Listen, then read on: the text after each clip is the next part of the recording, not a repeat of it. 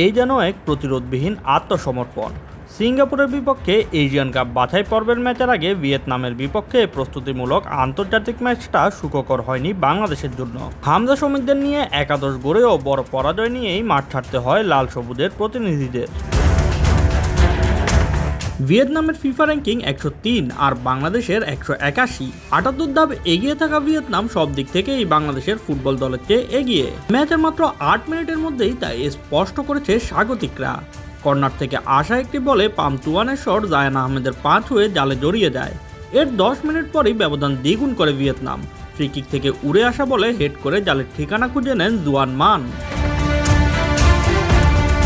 প্রথমার্ধে বাংলাদেশ জীর্ণশীর্ণ ডিফেন্সের অদক্ষতায় হজম করে আরও একটি গোল। 38 মিনিটে একটি সম্মিলিত আক্রমণ থেকে মাটি গড়ানো শটে শ্রাবণকে পরাস্ত করেন গুয়েন হাই। এতে করে 3-0 ব্যবধানে পিছিয়ে থেকেই বিরতিতে যায় হাভিয়ার কাবরেরা শিষ্যরা। দ্বিতীয়ার্ধের শুরু থেকে নিজেদের কিছুটা গুছিয়ে নেন হামজা চৌধুরীরা। বল নিজেদের পায়ে রেখে প্রতিপক্ষের আক্রমণের ধার কমাতে সফল হয় বাংলাদেশ। যদিও নিজেদের পক্ষেও ভালো আক্রমণ তৈরি করতে পারেনি তারা। শমিত হামজার প্রচেষ্টাগুলো বাংলাদেশের পক্ষে ব্যবধান কমাতে যথেষ্ট ছিল না। ফলে 3-0 ব্যবধানের পরাজয় নিয়েই মাঠ ছাড়ে হাভিয়ার কাবরেরা শিষ্যরা। 31 মার্চ সিঙ্গাপুরের বিপক্ষে ম্যাচের আগে বড় শিক্ষা হয়ে থাকলো ভিয়েতনামের বিপক্ষে এই পরাজয়। এশিয়ান কাপের বাছাই পর্বের ম্যাচে আজকের ভুলগুলো থেকে শিখে ভালো কিছু করার প্রত্যাশা থাকবে বাংলাদেশের প্রতিনিধিদের থেকে।